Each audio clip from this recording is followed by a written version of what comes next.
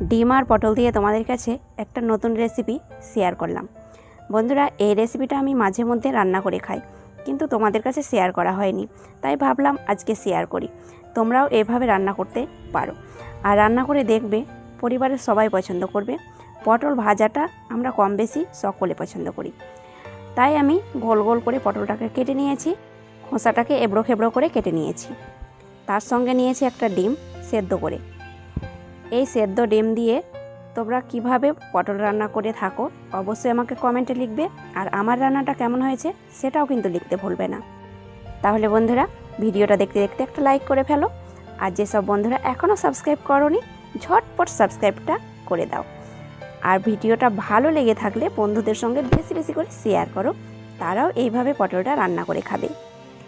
একটা ডিম আমি গ্রেট করে নিয়েছি, তোমরা 2-3টে ডিম গ্রেট করে নিতে পারো, কিন্তু যে পরিমাণে পটলটা নেবে সেই পরিমাণে ডিমগুলো নেবে।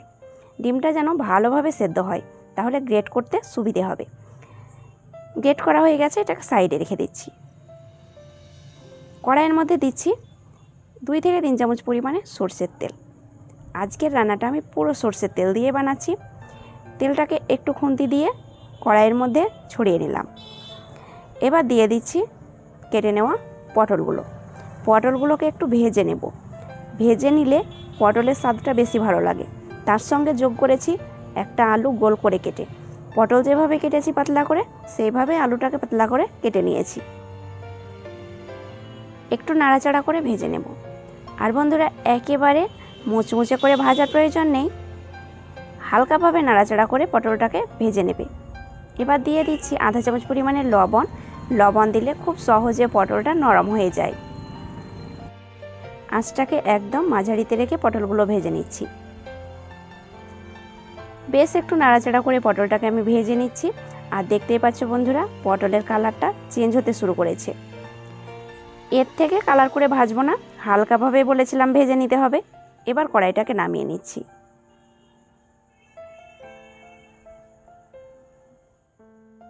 ওই একই কড়াইটা আবার চাপিয়েছি। কড়াইয়ের মধ্যে দিয়ে দিচ্ছি সরষের তেল। 2 চামচ পরিমাণে সরষের তেল দিলাম। খুব অল্প তেলের মধ্যে আজকের রান্নাটা করে দেখাবো। এবার তেলের মধ্যে দিতে হবে আধা চামচ পরিমাণে গোটা জিরে। গোটা জিরে তোমাদের পছন্দ না থাকলে এখানে 5 ফোড়ন আধা চামচ অ্যাড করতে পারো। সঙ্গে দিচ্ছি 2 কাঁচা লঙ্কা। এবার একটু নাড়াচাড়া করে ভেজে নেব। ভেজে নেওয়া হয়ে গেছে। এবার দিচ্ছি পেঁয়াজ কুচি। পেঁয়াজটাকে একটু লম্বা করে কেটে নিয়েছি। একটা পেঁয়াজ কুচি করে কেটে নিলেই ব্যাস। পেঁয়াজটাকে দিয়ে একটু ভেজে নেব। আর বন্ধুরা, পেঁয়াজটাকে একটু ভেজে নেওয়ার পরে পেঁয়াজের মধ্যে এবার দিয়ে দিচ্ছি 1 চামচ পরিমাণে আদা রসুনের পেস্ট। আদা রসুনের পেস্টটাকে একটু ভেজে নিতে হবে সময় নিয়ে। বেশ একটু নাড়াচাড়া করে আদা রসুনটাকে ভেজে নেবে, যেন আদা রসুনের কাঁচা গন্ধটা দূর হয়ে যায়। বন্ধুরা, এই রেসিপিটা খুব অল্প উপকরণ দিয়ে বানিয়ে নেওয়া যায়, কিন্তু খেতে হয় দারুণ মজার। একবার হলেও বাড়িতে ট্রাই করে দেখতে পারো। এত দুর্দান্ত রেসিপি কেউ মিস করবে না, একদিন হলেও বাড়িতে বানিয়ে খাবে। এবার বন্ধুরা, একে একে বাকি মশলাগুলো দিয়ে দিচ্ছি।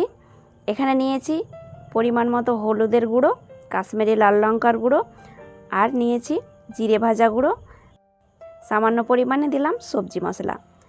হাতের কাছে থাকলে দেবে, না থাকলে বাদ দিয়ে দেবে। জল দিয়ে একটু কষে নিচ্ছি। জল দিয়ে মশলাটাকে কষে নিতে হবে। মশলাটা যত বেশি কষানো যাবে এই পটল ভাজাটা খেতে ততটাই ভালো লাগবে। মশলা থেকে যখন তেল এইভাবে ছেড়ে দিবে তখন বুঝে নেবে মশলাটা কষানো হয়ে গেছে। এবার আমি এই মশলার মধ্যে যোগ করে দিচ্ছি ভেজে রাখা পটল আলু। এই পটল দিয়ে আমরা বিভিন্ন ধরনের রান্না করে খাই। পটল ভাজা, পটল পোস্ত, পটল আলু, পটল দিয়ে হাজারো রকমের রেসিপি বানানো যায়। আর আজকে তোমাদের খুব সহজে একটা মজার ভিডিও শেয়ার করলাম। অবশ্যই বন্ধুরা বাড়িতে একদিন হলেও বানাবে সেদ্ধ ডিম দিয়ে পটল ভাজা। এই সেদ্ধ ডিম দিয়ে পটল ভাজাটা বানানো যেমন সহজ, খেতে দুর্দান্ত স্বাদে। গরম ভাতের সঙ্গে ভীষণই মজার লাগে। কিছু পরিমাণে লবণ যোগ করে দিলাম। আর বন্ধুরা, আগেও লবণ দিয়ে পটল ভেজেছিলাম, তাই লবণটা তোমরা বুঝে অবশ্যই অ্যাড করবে। বেশ পটল আলুটাকে মশলার সঙ্গে কষে নেওয়ার পরে এবার গ্রেট করা ডিমটাকে দিয়ে দেবে। এই নাড়াচাড়া করার সময় অবশ্যই আঁচটাকে একদম লোতে রাখবে, তাহলে তলাতে লেগে যাবে না। আবারও আমি ডিমটাকে দেওয়ার পরে পটলের সঙ্গে ভালোভাবে কষে নিচ্ছি।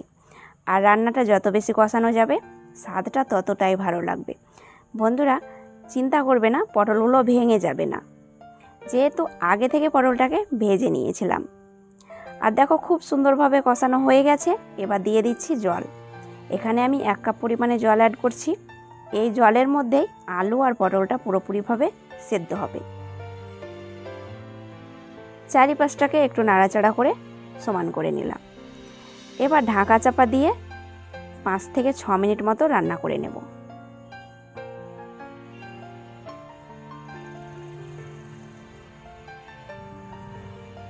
পাঁচ ছ মিনিট পর ঢাকনা খুলে নিলাম।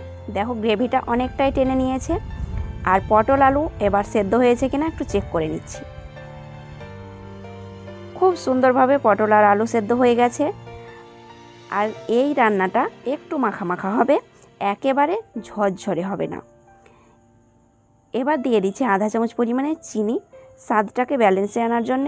আর একটু চিনি অ্যাড করলে বেশ ভালো লাগে রান্নার স্বাদটা। চিনিটাকে ভালোভাবে মিশিয়ে নিলাম। এই সময় আঁচটাকে আমি মাঝারিতে রেখেছি। বন্ধুরা একটু নাড়াচাড়া করতে করতেই বাকি গ্রেভিটা একেবারে টেনে নেবে। আর বন্ধুরা একেবারে ঝরঝরে ভাজাটা হবে না, একটু মাখা মাখা থাকবে। এবার দিয়ে দিচ্ছি আধা চামচ পরিমাণে গরম মশলার গুঁড়ো। একটু আধটু গরম মশলার গুঁড়ো রান্নাতে ব্যবহার করলে রান্নার স্বাদটা ভালো লাগে। এবার তোমরা পছন্দ না করলে এটা স্কিপ করতে পারো। গরম মশলার পরিবর্তে তোমরা কিছুটা সবজি মশলা অ্যাড করতে পারো। দেখো খুব সুন্দরভাবে মাখা মাখা তৈরি হয়ে গেছে। এবার নামিয়ে নিচ্ছি। তাহলে বন্ধুরা ঝটপট রেডি হয়ে গেল ডিম পটলের একটা ইয়াম্মি রেসিপি। এটা বানিয়ে তোমরা গরম ভাতের সঙ্গে খেতে পারো, আবার রুটি পরোটার সঙ্গেও খেতে পারো। দুর্দান্ত স্বাদের রেসিপিটা কেউ মিস করবে না, একদিন হলেও বাড়িতে বানিয়ে খাবে। দেখবে ছোট থেকে বড় সকলের পছন্দ হয়েছে। তাহলে বন্ধুরা আজ এই পর্যন্তই। ভালো থাকবে, সুস্থ থাকবে। ধন্যবাদ।